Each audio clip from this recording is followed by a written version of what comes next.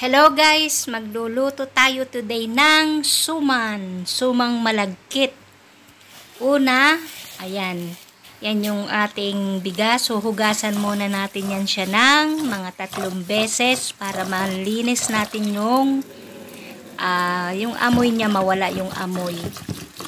Mga, yan, ganyan, lilinisan. Tapos, pagkatapos natin guys, mahugasan lahat yan. Ilalagay natin, ibababad natin yan ng mga almost 30 minutes, ganyan. Tapos sa isang bowl, lalagay natin kung ilang takal yung bigas nyo or malagkit nyo, ganun din yung takal ng gata. Tapos, yan, nagtatakal ako ng gata dyan. Na-hold ako dyan kasi nagkulang yung isang lata, dalawang tasa ang isang lata.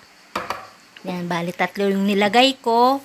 Tapos, asukal. Huwag niyo masyado guys pupunuin yung asukal. 1 tasang asukal kasi 3 ang nilagay kong, mamaya guys, nasa description nyo yung Tsaka ilalagay ko din sa screen. Para makita nyo guys yung paggagawa natin ng suman. Simple lang naman siya guys, madali lang natin gawin. Siyempre, medyo sa una, mahirap yan pag hindi tayo marunong pa. Pero pag marunong na tayo, madali na yan. Ganun lang yun. Yan, since nababad ko na siya sa tamang oras, yan, dinrain ko na siya. Tapos, dahil nahalo ko na yung gata na may asukal at saka may asukal at may konting asin, pinakuluan ko na siya guys para ilagay na natin yung ating malagkit na dinrain, yung sinala. Bale, ang purpose guys ng pagbabad natin para medyo lumambot siya kasi 'di ba pagka sobrang tagal natin gawin pag sobrang tigas ng bigas, kaya nung sinok natin or binabad natin medyo nag-iba-iba, kaya okay na yan. Inuunti-unti na natin siyang patutuyuin ng tubig, parang nagluto lang kayo ng kanin. Ang pagkakaiba lang, kailangan haluin nyo yan ng haluin kasi didikit yan siya pero alam nyo guys, ang malagkit kapag matamis na, masarap yan ng medyo tutong. Ayan, dahil wala kaming dahon, pwede naman guys natin gamitin yung aluminum foil. Pwede natin gamitin yan. Kaso nga lang,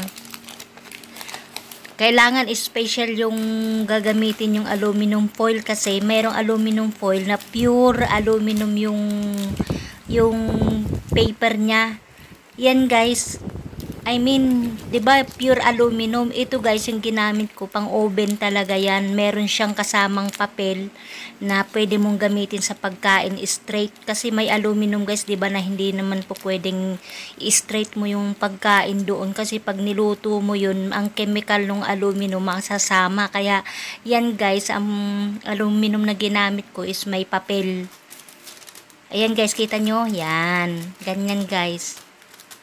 Yan ang gamitin nyo, yung pinaka nasa may papel, kasi hindi siya yan guys sa ibang klaseng papel yan, hindi yan siya nababasa or hindi na na madudurog or madadala sa pagkain. Yan, ang ganyan ang paggagawa guys. Ganyan lang natin. Tapos ayan, kita nyo yung step, madali naman gawin yan.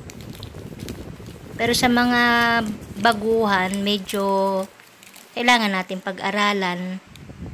Pagandahan na lang tayo ng balot. Kasi hindi ko naman yan ibibenta, kakain lang naman namin. Ayan, in-steam ko na guys. In-steam ko yan. Nasa description din kung ilang minuto ko yan in-steam. Kasi kung tutuusin, half cook na yan guys in-steam mo lang. Ang purpose ng pag-steam para medyo umangat or basta masarap siya guys kapag in-steam nyo. Yan, umpisahan na natin. Kailangan ako muna ang mauna bago ibigay sa dapat mga bigyan. Yan, kita nyo guys, masarap yung pagkakaluto niya dyan. Bango. Sakto sa lasa, sakto sa luto, kaya sakto din yung pakiramdam natin. Yan na, si Ate B, kumain na. Nauna na ako. Sige ba, Bye na guys. Thank you for watching. Bye!